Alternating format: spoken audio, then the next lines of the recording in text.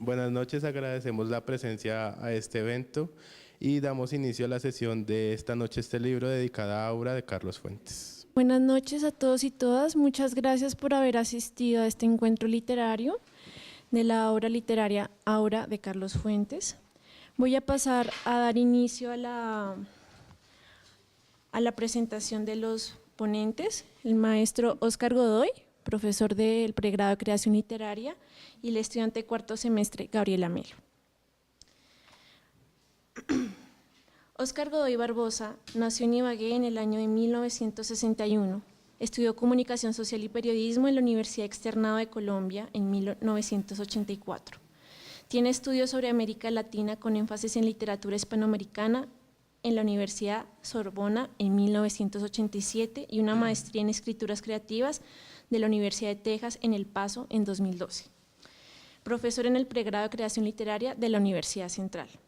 Ganador del Concurso Nacional de Novela Aniversario Ciudad de Pereira en el año de 1999 con la obra Duelo de Miradas. En el 2014 fue ganador del Concurso Distrital de Cuento Ciudad de Bogotá con el relato La Castigada. Ha publicado un total de 3 novelas hasta la fecha: Duelo de Miradas, publicada en el año 2000, El Arreglo, publicada en 2008, y 11 días de noviembre, publicada en 2015. La estudiante Gabriela Melo nace en 1998, crece y se educa en un colegio como todos los demás hasta que se gradúa en el 2014. Decide estudiar creación literaria en la Universidad Central cuando encuentra su vocación debajo de la almohada. Actualmente cursa el cuarto semestre con orgullo. Le queda aún un largo camino por delante. Es niñera los sábados en la noche. Voy a pasar a hacer una breve introducción a Carlos Fuentes. Carlos Fuentes fue un escritor, ensayista y diplomático mexicano nacido en Panamá en el año de 1928. Hijo de un diplomático, tuvo una infancia inmersa en un ambiente de intensa actividad intelectual. Fue licenciado en Leyes en la Universidad Nacional Autónoma de México y tuvo un doctorado en el Instituto de Estudios Internacionales de Ginebra, Suiza. Su vida estuvo marcada por constantes viajes y estancias en el extranjero, sin perder nunca la base y plataforma cultural mexicana. Fue ganador del Premio Rómulo Gallegos en 1977 y del Premio Cervantes en 1987. Carlos Fuentes fue uno de los escritores miembros del denominado Boom Latinoamericano, constituido por los premios Nobel Mario Vargas Llosa y Gabriel García Márquez, y por el escritor argentino Julio Cortázar. En sus trabajos destaca su compromiso político y social. En 1954, a partir de la colección de cuentos Los Días Enmascarados, se dio a conocer la obra de Fuentes donde lo fantástico colinda con lo real. Aura es un relato corto publicado en el año de 1962.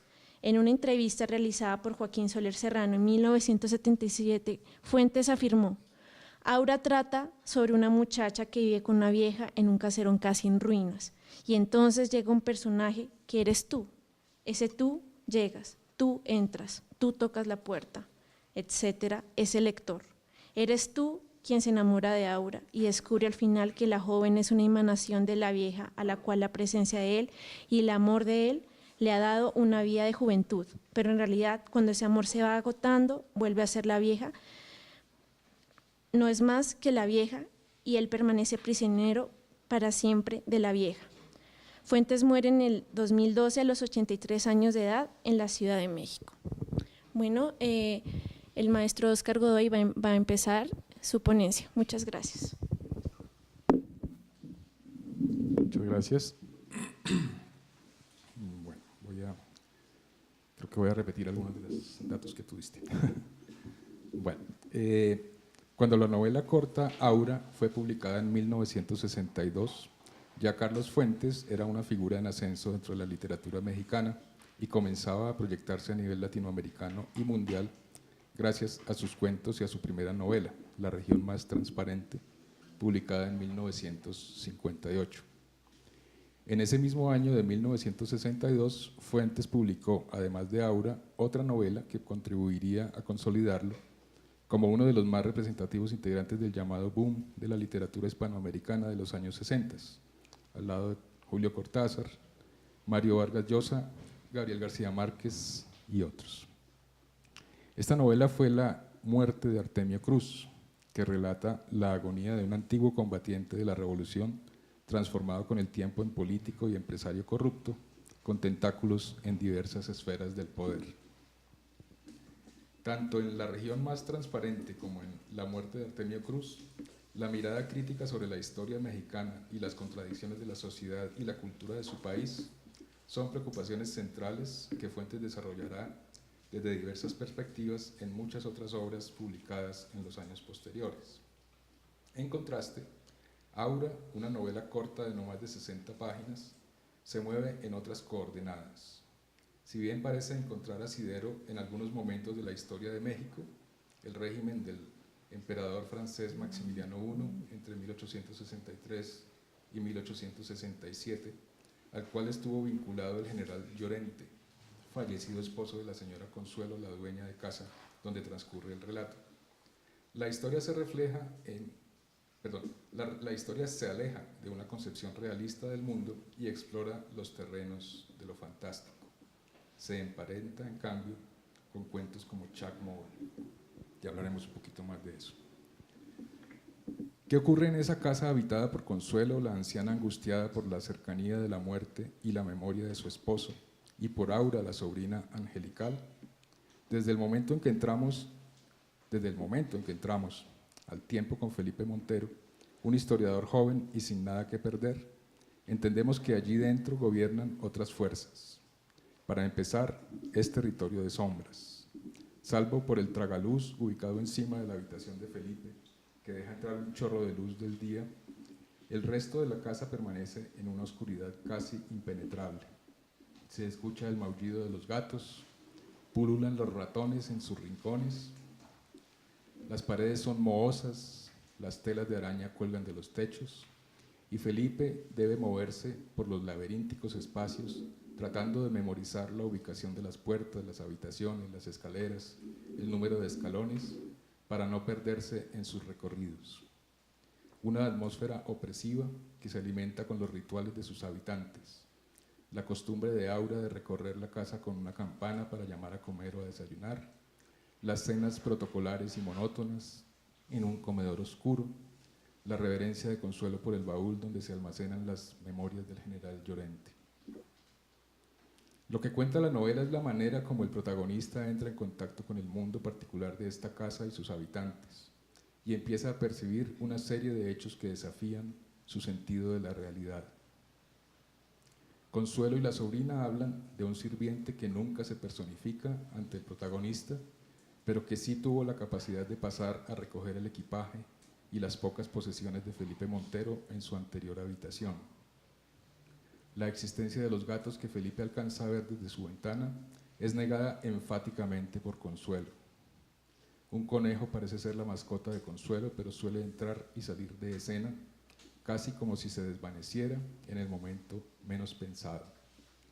Tía y sobrina hacen los mismos movimientos corporales de manera simultánea y parecen ser cómplices de los avances amorosos de Aura con Felipe. Los ojos verdes de Aura se asemejan de manera asombrosa a los de la tía, y esto se corresponde con el hallazgo de una fotografía antigua en la que descubrimos que Aura tiene un aspecto casi idéntico al de su tía a la edad de 15 años. El conformismo de Aura con su vida consagrada al servicio de la tía, en lo que para Felipe parece ser una relación tiránica de la que sería necesario escapar. El hecho de que Felipe, a medida que se ve envuelto en esta experiencia, de manera inexplicable no vuelve a salir de la casa. El amor con Aura, que nace de manera casi espontánea y adquiere dimensiones no calculadas por Felipe. La corporeidad de Aura, que parece depender de la voluntad y los poderes de la tía. Y para cerrar el círculo del asombro, el mismo Felipe se descubre a sí mismo con su apariencia física, reproducido en una fotografía del general Llorente. La novela está estructurada en 5 capítulos, cada uno de los cuales desarrolla momentos muy precisos de la trama. La llegada de Felipe a la casa, el contrato y el acuerdo para quedarse a vivir allí mientras termina su trabajo, ocupan el primer capítulo. La primera noche en la casa y el inicio del trabajo de Felipe son los hechos del capítulo 2. En el tercero se establecen las rutinas de la casa, crecen las dudas de Felipe sobre la situación de Aura y cobra fuerza la figura del general Llorente, en cuyas memorias aparece su relación con Consuelo y la obsesión de ella con la juventud eterna, que se convierte en el detonante de la novela. En el cuarto capítulo, Felipe se llena de motivos para buscar una reivindicación de Aura frente a la tiranía de su tía, pero su intento se transforma ante el encuentro amoroso con la muchacha y la revelación de que algo más que un parentesco vincula a Aura y Consuelo. En el último capítulo tienen lugar las revelaciones, las fotografías que dejan abierta la posibilidad de un ciclo que vuelve a repetirse, y esa escena final sorprendente del protagonista que yace junto a la anciana y empieza a entender los misterios de la casa. Cada momento del relato sugiere un interrogante, o muchos, y muy pocos, o tal vez ninguno, se resuelven nítidamente. Tal es uno de los encantos de la literatura y de esta obra en particular, el de abrir puertas y ventanas que no se vuelven a cerrar, sembrar una sensación de inquietud, de zozobra, sin necesariamente resolverlo.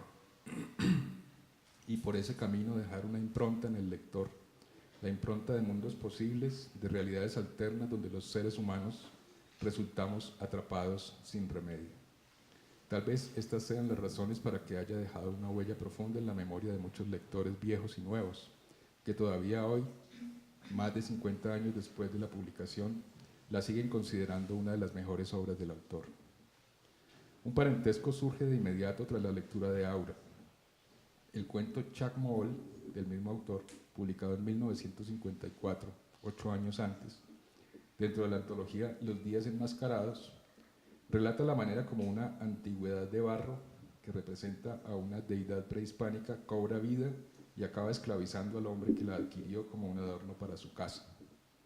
Está presente la atmósfera de la casa, una amplia casa habitada por un solo hombre, no tan oscura pero igualmente inquietante a partir de la irrupción de este hombrecito perverso que se empieza a apoderar de todo. Está esa dimensión de lo fantástico, del dios brotado del barro, que aleja al relato de cualquier referente realista y nos permite ubicarlo en la misma órbita de Aura. Está esa trama que conduce a lo irremediable, al hombre corriente que cae bajo el dominio de fuerzas desconocidas. ¿Podríamos ubicar en Chac Mool las raíces de Aura? No resulta arriesgado, por lo menos, establecer esos vasos comunicantes que apuntarían a una línea de continuidad dentro de las búsquedas creativas del autor hacia lo fantástico, territorio que para él permanece íntimamente vinculado con la historia de su país. Así podría entenderse que si bien la obra de Fuentes se demarcó principalmente hacia lo que podríamos considerar una mirada crítica de la realidad, la cultura y la historia mexicanas, también abarcó estas exploraciones que son buena muestra de la complejidad y riqueza de su universo literario. Pero si a nivel temático Aura y las obras mencionadas nos permiten establecer esta complejidad, la composición misma de la obra nos abre caminos para reconocer en Fuentes a un escritor comprometido con la renovación del arte literario. Las dos obras publicadas por el autor en 1962, Aura y La muerte de Artemio Cruz, se encuentran entre las pocas de la narrativa contemporánea, al menos desde la modesta percepción de este lector, que adoptan y ponen en práctica un narrador en segunda persona, una posibilidad creativa que la mayoría de los escritores esquivan tal vez por su complejidad y nivel de exigencia. La muerte de Artemio Cruz está estructurada a partir de 3 narradores que corresponden a los 3 pronombres gramaticales básicos: yo, tú, él. El primero remite a la voz del protagonista de la obra y está ubicado en el presente, en la larga y penosa agonía que conduce a su muerte desde un monólogo interior angustiado y detallado. El tercero corresponde a un narrador externo, no totalmente omnisciente, sino focalizado en el personaje, que es el encargado de reconstruir la memoria de sus experiencias en las diversas etapas de su vida. En donde asoma con mayor fuerza la apuesta creadora de Fuentes es en la segunda persona. Esta voz equivale a una interlocución, una voz que interroga al personaje, o es el mismo personaje que se interroga a sí mismo, que lo cuestiona, que escarba sus heridas y sus contradicciones. Cito, comillas, tú te sentirás satisfecho de imponerte a ellos, confiésalo, te impusiste para que te admitieran como un par. Pocas veces te has sentido más feliz, porque desde que empezaste a ser lo que eres, desde que aprendiste a apreciar el tacto de las buenas telas, el gusto de los buenos licores, el olfato de las buenas lociones, todo eso que en los últimos años ha sido tu placer aislado y único, desde entonces clavaste la mirada allá arriba, en el norte, y desde entonces has vivido con la nostalgia del error geográfico que no te permitió ser en todo parte de ellos. Cierro comillas. En Aura, la segunda persona ya no es solamente el recurso narrativo de una sección de la obra, sino de la obra completa. Desde el primer párrafo, cito, lees ese anuncio, una oferta de esa naturaleza no se hace todos los días. Lees y relees el aviso. Cierro comillas. Hasta el último párrafo, comillas, hundirás tu cabeza, tus ojos abiertos en el pelo plateado de Consuelo. Cierro comillas. La voz en segunda persona no solamente interpelará al protagonista, como en La muerte de Artemio Cruz, sino que también asume la responsabilidad de narrar, de que los hechos de la ficción, los espacios, los personajes, incluso los diálogos, vayan brotando de esa especie de diálogo establecido entre la voz y Felipe Montero, el personaje que interpela. Comillas. Te moverás unos pasos para que la luz de las veladoras no te ciegue. La muchacha mantiene los ojos cerrados, las manos cruzadas sobre un muslo, no te mira. Abre los ojos poco a poco, como si temiera los fulgores de la recámara. Al fin, podrás ver esos ojos de mar que fluyen, se hacen espuma, vuelven a la calma verde, vuelven a inflamarse como una ola. Tú los ves y te repites que no es cierto, que son unos... Bueno, ahí falta un pedacito. Que son unos ojos iguales a todos los hermosos ojos verdes que has conocido o que podrás conocer. Sin embargo, no te engañes. Esos ojos fluyen, se transforman, como si te ofrecieran un paisaje que solo tú puedes adivinar y desear. Y esto es un diálogo. Sí, voy a vivir con ustedes. Cierra comillas. La gran pregunta para nosotros, que tratamos de avanzar en este asunto de escribir ficciones, es cómo Fuentes logra sostener el vigor del relato valiéndose de un recurso que puede sonar artificioso y agotarse con facilidad. Como siempre, las claves están en el texto. En el fragmento leído es posible apreciar cómo la segunda persona funciona como un juego de espejos, en el que las interpelaciones de la voz al personaje se convierten al mismo tiempo en acciones, descripciones, diálogos que cobran forma ante el lector. El discurso en segunda persona es ambiguo por antonomasia, se percibe como una voz que le habla a otro, pero también como una voz que parecería hablarse a sí mismo. De esta manera, el lector se siente involucrado directamente con la intimidad del personaje y desde allí es testigo de los hechos de la ficción. Las conjugaciones verbales, además, construyen una narración casi en tiempo real, salvo muy contados momentos del relato en los que se justifica la conjugación en pasado. Lo que impera es una combinación permanente entre el presente y el futuro. Comillas. Y cuando te estés secando recordarás a la vieja y a la joven que te sonrieron, abrazadas, antes de salir juntas. Te repites que siempre cuando están juntas hacen exactamente lo mismo. Se abrazan, sonríen, comen, hablan, entran, salen al mismo tiempo, como si una imitara a la otra. De esta combinación brota esa sensación de un relato siempre lanzado hacia adelante, envolvente, que sumado al manejo creciente de la tensión, con preguntas como ¿qué ocurre en esta casa? ¿Qué ocurrirá con Felipe y Aura? Etcétera, saca partido de la segunda persona y la convierte en un recurso poderoso. Carlos Fuentes se convierte así en un escritor que busca la manera de sacar el máximo provecho de recursos literarios poco explorados con resultados que están a la vista.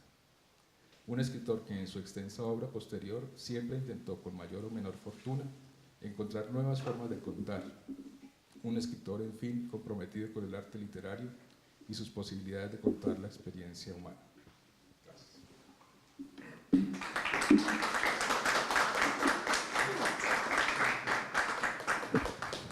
Muchas gracias, maestro. Ahora pasamos a la ponencia de Gabriela Melo.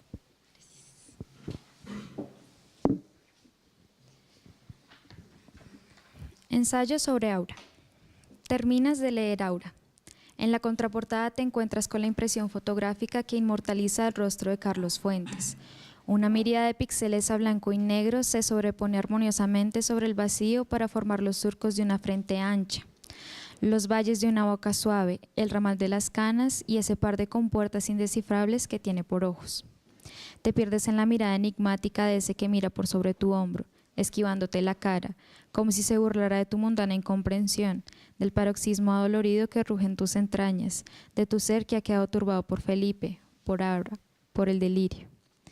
Tu cerebro reactiva la comunicación entre neuronas, se adentra en el proceso activo de la sinapsis. Recuerdas la primera frase del inicio, cito, lees ese anuncio, y de inmediato sabes que el libro tiene voz, te habla, al personaje invisible e indómito que reside en tu interior, o a un tú pasado, que leyó esas mismas páginas tiempo atrás y ahora sucumbió a la gravedad mortuoria del féretro, o incluso a un tú que no existe, que es producto del delirio de un narrador ávido por contar su historia. La palabra delirio desencadena súbitamente las memorias de Aura. Te es imposible olvidar el más mínimo detalle. Alguna neurona tuya encontró el carrete en tus recuerdos recientes y lo reproduce, como si estuvieras leyendo Aura de nuevo. Tú, no tú, el tú de Felipe Montero, lees ese anuncio de empleo en el periódico que ha sido escrito para ti y te diriges a la calle Donceles 815, a una casa lúgubre. Así comienza tu historia. Entras por la puerta y de pronto descubres que las fauces de la oscuridad han devorado hasta el más delgado haz de luz. La casa está sumida en tinieblas. Alguien llama. Subes las escaleras y entras a un cuarto iluminado por velas. Distingues a un lado de la cama un altar con figuras religiosas y barriendo tu vista hacia la cama ves a una anciana con ojos verdes que está dispuesta a pagarte por tus servicios. Lo único que debes hacer es terminar las memorias de su difunto esposo, el general Allende. Consuelo, que es así como se llama, acaricia en un lado de la cama una coneja. Te dice que se llama Saga, pero ella rápidamente salta y se suma en las sombras. No la notas hasta que percibes su respiración en tu nuca. Es Aura. Te quedas hipnotizado por su belleza joven y te pierdes en la marea cambiante de sus ojos verdes. De allí en adelante, cito, quieres fijar las facciones de la muchacha en tu mente. Cada vez que desvíes la mirada, las habrás olvidado ya y una urgencia impostergable te obligará a mirarla de nuevo. Cierro comillas. Escuchas vagamente que es la sobrina de la señora Consuelo y es en aquel momento, cuando tu raciocinio se tambalea en los sueños precarios del corazón, que inicia tu inevitable tormento. Cuando despiertes, oirás que Aura pasa por tu cuarto tiñendo una campana para anunciar la hora del desayuno. La verás siempre vestida de verde cuando aparezcas en el comedor para la cena. Notarás que imita a la perfección todos los movimientos de la señora Consuelo y una rabia desde el fondo de tu pecho amenazará con consumirte, pues la crees encadenada a la vieja, destinada a ser su espejo. Ahora te visitará en las noches y te hará perderte con su tacto y sus besos. Te dirá que eres su esposo y tú, determinada a liberarla de su prisión, buscarás a la anciana para reclamarle su sometimiento, pero primero verás a Aura en la cocina degollando un macho cabrío. Llegarás a la habitación de la señora Consuelo, pero no le dirás nada.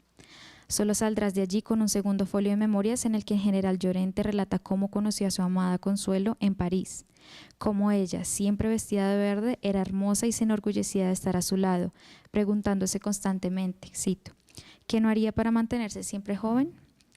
Al día siguiente recorrerás el jardín sombrío que tiene todas esas plantas medicinales en el que, cito, tú recreas los usos de este herbario que dilata las pupilas, adormece el dolor, alivia los partos, consuela, fatiga la voluntad, consuela con un alma voluptuosa. Y luego te encontrarás con Aura en su habitación. Desnuda, la verás como mujer, danzarán y harán el amor, pero luego sabrás que en un sillón apartado estaba la señora Consuelo mirándolo todo. Aura irá junto a ella y las dos te sonreirán agradeciéndote. Luego saldrán del cuarto y te dejarán solo, confundido, con una melancolía que ni tú mismo entiendes. Intentarás enfrentar a Aura, pero ella te dice que hablará contigo cuando la señora Consuelo no esté en casa. Justo ese día saldrá y tú entrarás en su cuarto corriendo como bólido para sacar los demás portafolios del general Llorente. Leerás fragmentos que te conducen a una verdad reveladora. Cito. Sé por qué lloras a veces, Consuelo. No te he podido dar hijos, a ti que irradias la vida. Consuelo, no tientes a Dios, debemos conformarnos. ¿No te basta mi cariño? Le advertí a Consuelo que sus brebajes no sirven para nada. Ella insiste en cultivar sus propias plantas en el jardín. Las hierbas no la fertilizarán en el cuerpo, pero sí en el alma. La encontré delirante, gritaba. Sí, sí, sí, he podido. La he encarnado, puedo convocarla, puedo darle vida con mi vida. Pasó sin mirarme, pero sus palabras iban dirigidas hacia mí. No me detengas, dijo. Voy hacia mi juventud viene hacia mí. Entra ya, está en el jardín, ya llega. Junto a los relatos hallarás daguerrotipos de los tiempos jóvenes de Llorente y Consuelo. La última es la imagen viva de Aura, mientras que la primera, si la ves bien a la luz, es igual a ti. A ti, Felipe Montero. No vas a poder más. Irás a la habitación de Consuelo. Allí te espera Aura. Oirás que su voz llamándote surca el espeso velo de la oscuridad. Te dice que no la toques, pero tú no vas a poder evitarlo. La besarás con avidez sin percatarte de la flacidez de su piel, de los pliegues ásperos que enmarcan su cara. A través de un hilo de luz que entra por un resquicio, ves debajo de tu cuerpo a la señora Consuelo, que agotada te dice, cito, volverá Felipe, la traeremos juntos. Deja que recupere fuerzas y la haré regresar. El tú que ha rebobinado la historia de Aura regresa. Te has aprendido la línea final en la que se concentra la sustancia de un órgano mayor y omnipotente, embarcado de historias, tradiciones y culturas que escapa al entendimiento del hombre por su misma condición de hombre, la mujer y la naturaleza. ¿Recuerdas el epígrafe de Michelet que está al inicio de la obra? Cito, el hombre caza y lucha, la mujer intriga y sueña. Es la madre de la fantasía, de los dioses. Posee la segunda visión, las alas que le permiten volar hacia el infinito del deseo y de la imaginación. Los dioses son como los hombres, nacen y mueren sobre el pecho de una mujer. ¿Sabes que aquel apartado perteneciente a la obra legendaria de Michelet, La Bruja, es el más humilde acto de fe que un hombre posee para hablar humanamente del mal? Para descubrir en él, si es que puedes pensarlo de esa manera, una nueva faceta del bien que se ve reflejada entre el vínculo intachable de la mujer con la naturaleza. Aquellas oraciones del epígrafe te lo dicen claramente. La mujer es la madre de la fantasía, poseedora de un secreto místico que no le es revelado a la visión unidimensional del hombre por su creación apartada, hasta cierto punto, del ciclo de la naturaleza, de la fertilidad y el sostén que provee para continuar con la progenie de la humanidad. Recreas entonces en tu mente a una anciana que siembra un jardín oscuro, con plantas mágicas que invocan su espíritu joven, que preservan esa intensidad deseada por no envejecer jamás y conservar eternamente la juventud a través de la hechicería. Dudas en la palabra, pero sabes que no podrías encontrar otra mejor. Entiendes la simbología oculta tras el vestido verde de Aura y las cortinas de terciopelo verdes que representan la presencia pasiva de la naturaleza. Comprendes que la coneja de la señora Consuelo exhibe una señal sutil de fertilidad y abundancia, cualidades carentes pero tóxicamente deseadas en ella. Vuelves a Michelet y tratas ávidamente de hallar la respuesta oculta. Sabes que está en algún lado, encriptada bajo la literalidad de las palabras, pero no la encuentras. Tu cerebro ambicioso necesita ver a Aura a través de su máscara, y es allí cuando te topas de frente con una revelación que te ilumina la mente. No sabes cómo llegaste al ensayo de Mario Mendoza sobre Aura, pero está allí, como si alguna intervención divina lo hubiera puesto justo enfrente de tus ojos. Él te habla, ¿quieres creerlo así?, de una mujer que, a la vez sibila y hechicera, prescribe el destino de Felipe Montero como lo haría un oráculo y ejerce sobre él la ilusión seductora al retratarse como la enigmática Aura. Desde que el joven entra en la casa comienzas a darte cuenta de esas breves imágenes que considerabas irrelevantes. Cito, el cuarto de la anciana, veladoras, extraños frascos de líquidos desconocidos, recuerda la estancia de las hechiceras. Agregado a ello está la presencia de un animal, el conejo, que para la bruja significa su demonio familiar, una coneja cuyo nombre es Saga, hechicera. Llega Mendoza de nuevo y te aclara la escena que hallabas impenetrable. Cuando Aura decapita a un macho cabrío. No entreves una explicación coherente a tal acción. La encuentras descendida de la historia, como si tu lectura hubiera transgredido el umbral del libro para entrar a una historia del agreste y crudo medioevo. Luego lees las siguientes líneas, cito. Para los hechiceros y hechiceras pertenecientes a estas sectas, la sangre de la víctima, humana o animal, era la sustancia que los unía con los orígenes, con la violencia, con el crimen, con ese estado inicial en el que el hombre estaba estrechamente unido a la naturaleza. Tus neuronas entablan las relaciones del aquelarre con la problemática de la finitud del ser de la señora Consuelo y el límite de desfallecimiento al que Felipe es sometido para adentrarse en la fantasía entrañable de la mujer, en su producto de delirio. Aparece la concepción de la misa negra como una nube posada sobre tu cabeza, como una parodia al rito cristiano que inevitablemente te lleva al momento en que una aura renacida, una aura que parece de 40, te seduce al tú de Felipe y conduce tu espíritu tembloroso por todos los caminos del placer que llevan al horror más humano. Aura, como lo dirá Michelet de la Bruja, ¿se ofrece a sí misma como altar y hostia de carne? ¿O eres tú, Felipe, quien ha desplegado su demonio femenino y se ha unido pasionalmente con ella? Tal aspiración de dar vida a Aura lo asocias con el deseo de perdurar en el mundo, y por perdurar quieres decir vivir intensamente, sobreexcitado, nublado por una pasión que opaque las desgracias de la vida y te mantenga siempre enérgico, siempre en estado de éxtasis. Te viene a la mente una pregunta que leíste en alguna parte. ¿Y si al cruzar un umbral pudiésemos recuperar de un golpe la juventud, ser viejos de un lado de la puerta y jóvenes de nuevo apenas la cruzamos? Como si fuésemos prisioneros de un foco de luz que ilumina la esbeltez de nuestra pubescencia y nos la arrebata en cuanto tocamos la oscuridad. La perpetuidad de la vida joven, la cura, la finitud, el ansiado elixir son grandes enigmas que fascinan el alma atormentada del escritor. Eres consciente de ello. Una inconformidad general de la vida que es ajena a la razón hace estar a Carlos Fuentes en el mundo auténticamente como un niño, encerrado en el mundo de la literatura que le es foráneo a la sociedad de los adultos y que encierra la esencia, si no del mundo, al menos de la humanidad. Evocas otro cuento de él que leíste hace mucho tiempo, de una niña de ojos grises que jugaba en el parque y murió en la memoria cuando pasó por el infortunio inevitable de crecer, siendo sustituida por una muñeca de porcelana que siempre es joven. O de ese otro relato de un muchacho encadenado al tiempo circular que trata de escapar después de reconocerse en la fotografía de un hombre muerto. O de la vida real que transcurre en una dicotomía de velocidades hacia un único fin, la muerte. Concluyes que la mayor aspiración del hombre es ser enajenado al tiempo, sentirlo transcurrir paralelamente a él mientras emprende la búsqueda hacia sí mismo, hacia la conquista de su inconsciente que puede terminar, ora iluminándolo, ora enloqueciéndolo. ¿Te atreves a decir que la señora Consuelo es un alter ego de todos nosotros, de la desesperación interna que habita en nuestra parte sombría y absorbe la energía de un universo oscuro, de una magia que aunque malévola es esencial para mantenernos vivos? Piensas, y no sabes si anotarlo en el ensayo que escribes, que todos podríamos vincularnos con nuestra otra parte de una manera u otra, a través de la naturaleza, el instinto, el mundo de los sueños, en el que se vislumbra de la forma más real al espíritu humano. Piensas que todos podríamos ser la señora Consuelo, que todos podríamos crear a Aura. Gracias.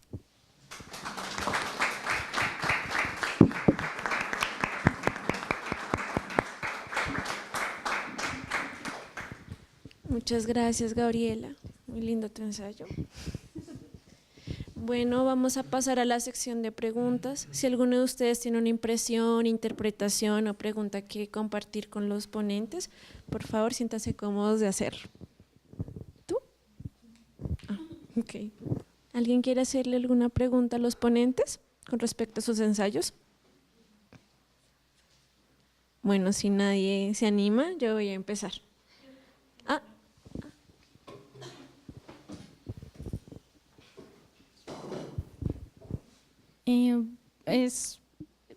Pues si quieren la responden los dos, no sé. Pues el profesor Oscar decía que pues en la novela, bueno, que Carlos Fuentes al escribir la novela utiliza recursos que están prácticamente olvidados o son muy pocos usados. Entonces yo quería saber, pues además de la segunda persona, qué otros elementos hay que rescatar a los que tú haces referencia que no se usan mucho. Yo hago referencia básicamente a eso de la segunda persona. Digamos, es un gran reto para cualquier escritor, ustedes lo saben bien. No es un recurso para nada frecuente en la literatura. Y en esa medida, esa exploración que él hace de la segunda persona, de una manera en La muerte de Artemio Cruz y luego en Aura, de otra manera, para mí es un riesgo grande que él tomó con resultados bastante acertados. Era eso básicamente. Yo también creo que aparte de la segunda persona puede estar el tiempo del futuro, que es un recurso que también es muy difícil encontrar en la literatura y que si lo encontramos, por así decirlo, a medias. en el que el narrador divide las voces, divide su novela en varias partes, por así decirlo, y mete una parte en la que está el futuro.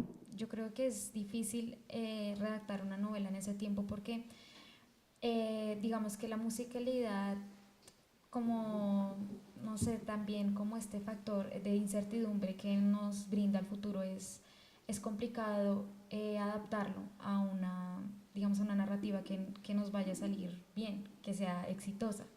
Entonces la gente se va, o los escritores se van por el lado seguro, que es por ya sea el narrador omnisciente o digamos o la apropiación de la primera persona.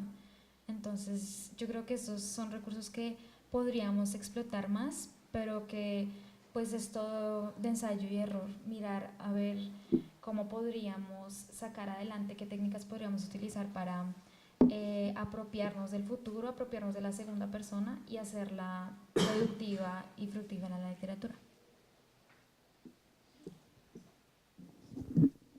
Muchas gracias por tu pregunta. ¿Alguna otra persona quiere compartir alguna impresión o interpretación? ¿O pregunta? Bien, bueno. Es relevante, es importante, no tiene sentido. Pregunto si la novela se llama Aura porque el protagonista es otra persona.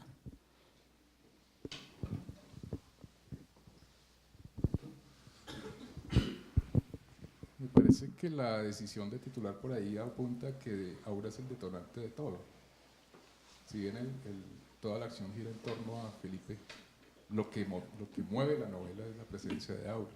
Aura es la que hace que él se quede en la casa y es la, digamos, sí, es la gran motivación de la novela, digamos. Es el objeto del deseo, además es para la dueña de casa, es como su esfuerzo de la eterna juventud, etc. Todo gira en torno a esa figura que siempre está allí, la figura de Aura.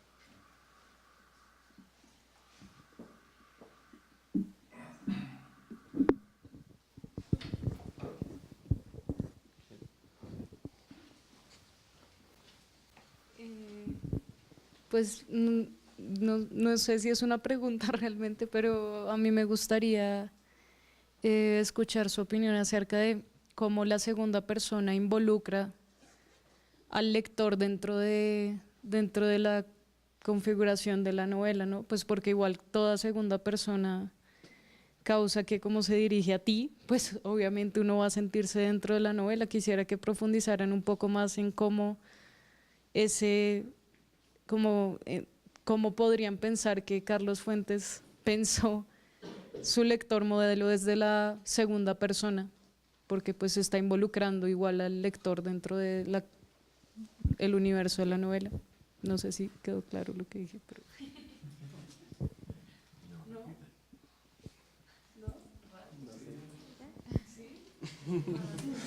Son ellas las que…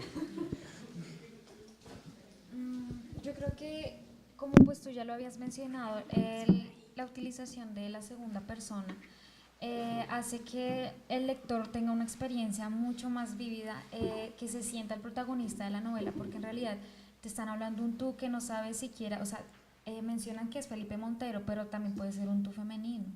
Yo creo que como vemos esta segunda persona implicada, es una cercanía que ya rompe como que esa informalidad, esos límites entre el narrador y el lector, y ya los acerca mucho más. Además que nosotros nos quedamos preguntando al fin, ¿quién es ese tú? O sea, ¿quién es la persona que redacta la novela? ¿Es el narrador? ¿Es un Felipe Montero del futuro? ¿Es uno del pasado? ¿Quién es el que le habla a Felipe Montero? Entonces está como que esa incertidumbre en el que incluso tú incluso podrías redactar la misma, podrías estarle contando la misma historia a Felipe porque sabes todo lo que está pasando. Entonces yo creo que ese juego en el que los lectores nos sentimos involucrados totalmente en la novela y no nos perdemos de nada, incluso podemos tomar el poderío de predecir el destino de Felipe con estas pistas que nos va arrojando Carlos Fuentes durante toda la obra. Bueno, ¿alguna otra opinión que quieran compartir?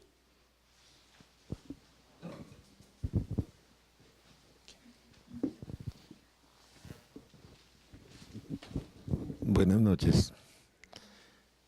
No escuché ninguna referencia desde Aura a su naturaleza relacionada con algún aspecto que la vinculara con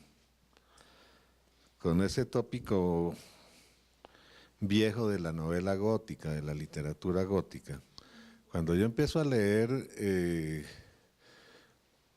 avanzo en la lectura y penetro en el espacio interior y me reduzco y veo que la obra me reduce a un espacio encerrado, decrépito, con esas telarañas que tú mencionabas que casi me ahorcan.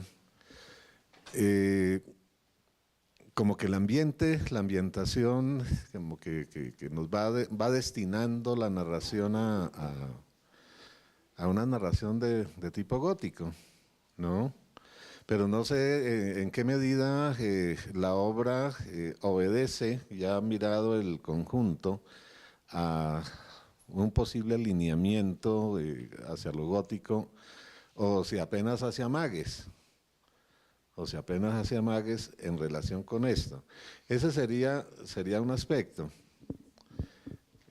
Es que hay muchos aspectos.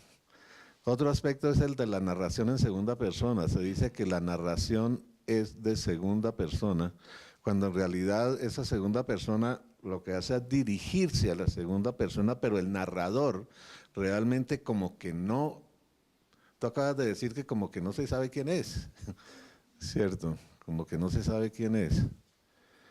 Allí tendríamos otro problema. Un tercer aspecto que me gustaría que se hablara hace relación a las dos novelas, a la relación entre las dos novelas del mismo año, del mismo autor, La muerte de Artemio Cruz y Aura.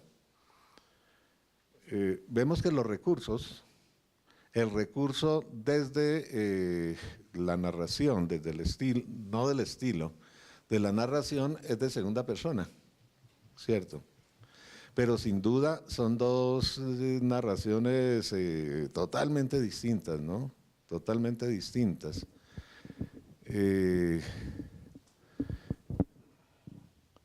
No sé si a título de discusión digo que me da la impresión, como acontece con algunas obras, una buena mayoría de los textos de Hemingway, que tengo la impresión de que varias cosas, incluida la muerte de Artemio Cruz, empiezan a ser tocadas negativamente como mal por los años, ¿no? Es decir, como que empiezan a hacerse viejas. En cambio, Aura, me parece que esa vieja mantiene la juventud literaria, pero a full, ¿no? ¿Qué es lo que hace que el mismo procedimiento narrativo, en dos obras totalmente contemporáneas, posibiliten dos destinos bien distintos a sus obras? No más, deja esos tres aspectos. No.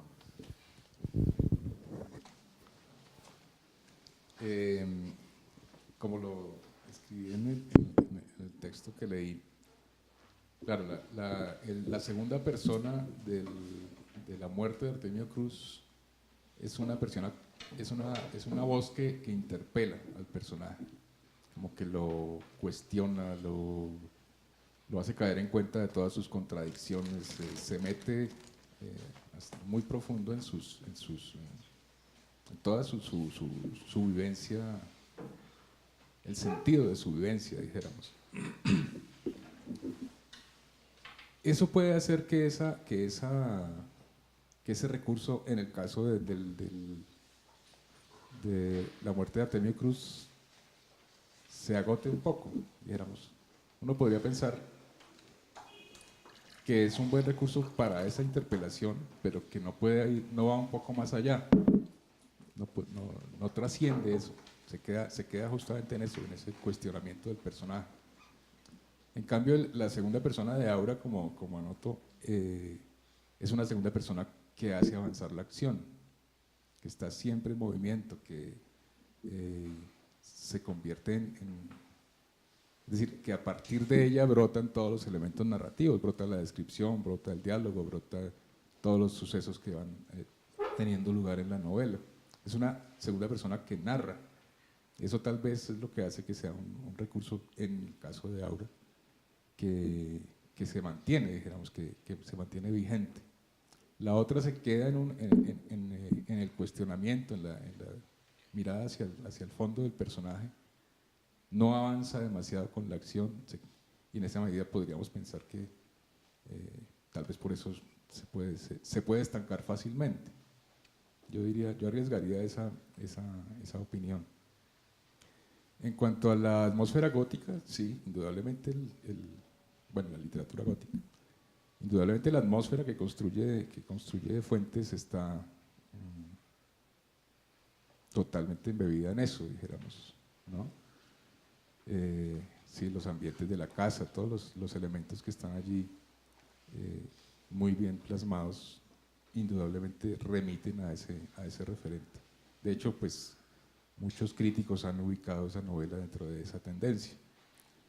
Es posible que, especulando sobre qué pudo motivar a Fuentes a moverse en esa dimensión, seguramente tuvo algunas influencias o lecturas, lo gótico siempre ha sido atractivo, siempre ha sido un tópico que muchos han tratado de frecuentar, y pues en este caso la Fuentes lo retoma con mucha solidez.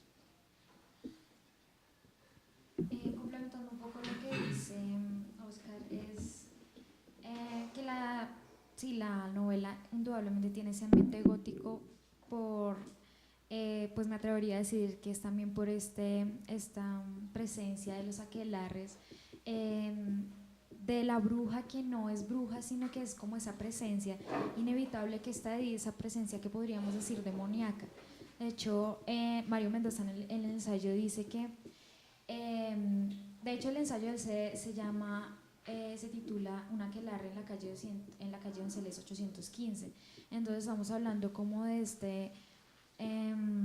este aquelarre de una bruja en específico, y tenían como varias simbologías, como era el cuarto oscuro, la casa sumida en tinieblas, tenían unas luces encendidas, la coneja, que era de alguna manera el demonio convertido en animal de la señora Consuelo.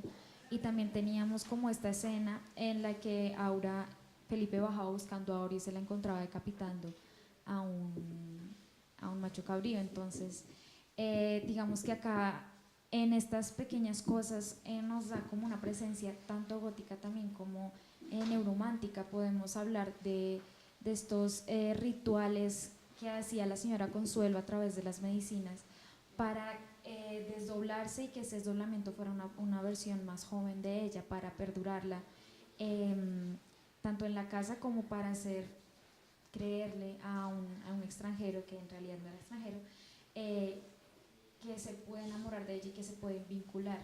Entonces está como esta presencia fantástica, oscura en la novela, y yo creo que eso es lo que decía Oscar, lo que la hace perdurable. Cuando, no sé, es mi impresión, pero cuando sacan como un tipo de géneros negros, oscuros, misteriosos, la gente como que tiende a ir más por ellos, por ese morbo instintivo que todos tenemos, por ese miedo, pero también a la vez atracción hacia lo oscuro. Entonces, Aura, también por ser una novela tan corta, tan concisa, atrae demasiado, y aparte de eso es una novela pues innovadora por estar narrada en segunda persona y por mencionar los aspectos tan rápidamente que uno se tiene que quedar pensando en qué fue lo que pasó, y eso da interpretación para cada línea prácticamente, porque vemos muchas simbologías dentro del texto que pues nos hacen ya interpretarlo y sacar un gran análisis literario, creo yo. ¿Cuál era la segunda? La de segunda persona. No, la otra. Nosotros. ¿Cuál era la segunda? Sí, La era del la- robótico, la de la segunda persona y la de porque es perdido. La pregunta es, ¿cuál de las dos novelas ejercita mayormente la racionalidad? ¿Cuál está hecha más desde la racionalidad? En el recurso de la segunda persona, dices. No, en general. No, yo diría la muerte de Artemio Cruz se mueve mucho más en el territorio de la racionalidad. ¿Tiene eso que ver con que nos llame más la atención la otra? Puede tener que ver, claro. Pero es que lo curioso de la segunda persona, de Aura, es que manejando desde la segunda persona más narración, más descripción, más todos los elementos narrativos, también se mueve al mismo tiempo, como por contradicción, en ese terreno de la irrealidad. Hay una doble tensión ahí que es muy interesante. Yo creo que es de las cosas que le da mucha fuerza a la escritura de Aura. Bueno, con referencia a lo que dijo el maestro Joaquín, en una entrevista que le hicieron a Carlos Fuentes, él afirmó que la muerte de Artemio Cruz hace referencia a una muerte disfrazada de vida. En cambio, Aura hace referencia a una vida disfrazada de muerte. Quería preguntarle a los ponentes qué opinan de esta concepción, de esta afirmación.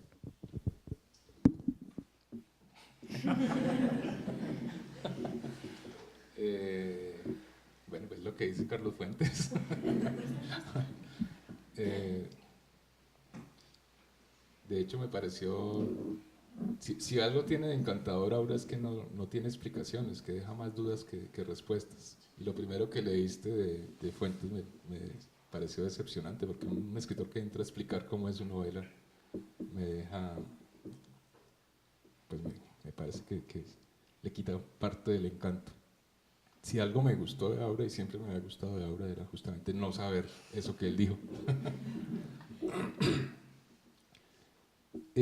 Bueno, pues sí, de nuevo ahí en lo que estás leyendo también él entra como a hacer interpretaciones de su novela.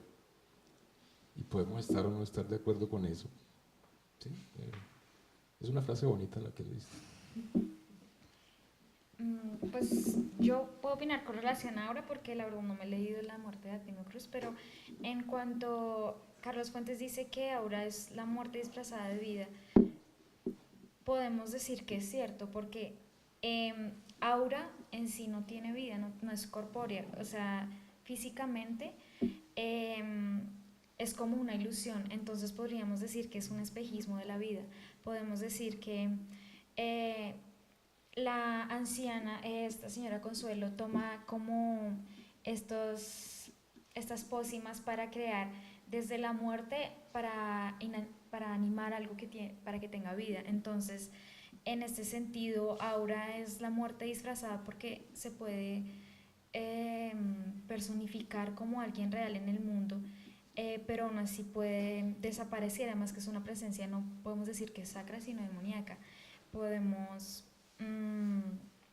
decir que no tiene nada de como una aparición divina, ni que sea como obra de algún dios, sino más bien vamos desde el lado de la hechicería, desde lo oculto, que es prácticamente para mí que ahora es producto de un aquelarre, que es como que la reencarna el espíritu viejo de la señora Consuelo, o sea, su mitad en una persona más joven, que eso es como era la obsesión de ella. Y bueno, con respecto a lo que dijo Carlos Fuentes cuando dice que la vieja es la emanación de la juventud, ya cobra más sentido el título, porque la palabra aura significa como una exhalación, como un alma, ¿sí? Entonces ahí podría tener mucho más sentido. No nos queda más tiempo nos queda tiempo para una última pregunta. ¿Alguien quiere participar? ¿Decir algo? Yo diría que no una pregunta, sino muchas de las cosas que se han discutido, pues creo que finalmente recaen en la genialidad del autor, en cómo con tantos recursos crea esta historia, crea enigmas, crea preguntas, crea insatisfacciones. Creo ese es el éxito de Carlos Fuentes en esta novela. El ser próspero y el ser eficaz en lo que tal vez él quería hacer, pues lo logró y sigue siendo una obra que genera siempre incertidumbres, preguntas, satisfacciones y de pronto ambigüedades, obviamente. Ese es el éxito de las líneas, de las letras, de las palabras que él usó en estas obras. Claro, y esa también es como la aspiración de cualquier escritor, perdurar tanto en lo eterno como en lo fugaz. Esa es la genialidad también en Carlos Fuentes y en muchos otros autores que han logrado romper esa barrera de la mortalidad y poner como una potestad en la que el autor muere, pero la obra no. La obra puede seguir dando múltiples interpretaciones a través del tiempo y jamás morir por ese carácter enigmático. Una obra no necesariamente tiene que ser, tiene que tener elementos complejos, filosóficos, indescifrables para ponerla en ese carácter, sino también, para mí el mayor logro de un escritor es lograr eso a través de la simplicidad, a través de como que conociendo todas las figuras literarias, todo este mundo en el que se ha adentrado, pueda crear algo que sea accesible para todos, porque si crea algo que solo va a ser para su propio entendimiento y para su círculo, pues obviamente no va a salir adelante. Entonces, es que sea global y que el conocimiento antes nos enriquezca a nosotros como lectores y podamos como vivir experiencias nuevas a través de eso. Sí, lo que llama la atención es lo que hablábamos hace un momento, ¿no? Que justamente Aura, que es una de las obras menos, digamos, menos cercanas del realismo de las que escribió Fuentes, es una de las obras que más ha perdurado, una de las obras que más mantiene vigencia, que la gente la sigue leyendo y aceptando y recordando con pasión. Y es una novela, yo creo que es por esa característica, no solo de misterio, sino de apelar, como hace un rato decía Gabriela, a esas emociones humanas que siempre están vigentes, el miedo, el misterio, esa relación de amor que no se tiene explicación, todas esa atmósfera, esa oscuridad, todo eso contribuye a que sea una novela que se sale del común y que rompe con cierta ortodoxia de la novela, y ahí puede estar la explicación de su presencia todavía, de su vigencia más bien. Yo quisiera agregar una cosa que yo leí de Carlos Fuentes. Él decía que lo más maravilloso de estar vivo es que hay enigmas y que el arte es un enigma y no tiene como fin responder el enigma, sino crear otro enigma. Y el enigma es en sí maravillarse ante el mundo. Y para quienes han leído o los que hemos leído a Aura, al encontrarnos al final solo encontramos el enigma en toda su totalidad. Y eso hace que tenga peso y significado esa obra en especial de Carlos Fuentes. Muchas gracias por haber asistido, agradecemos su presencia y hasta luego. Hasta otra.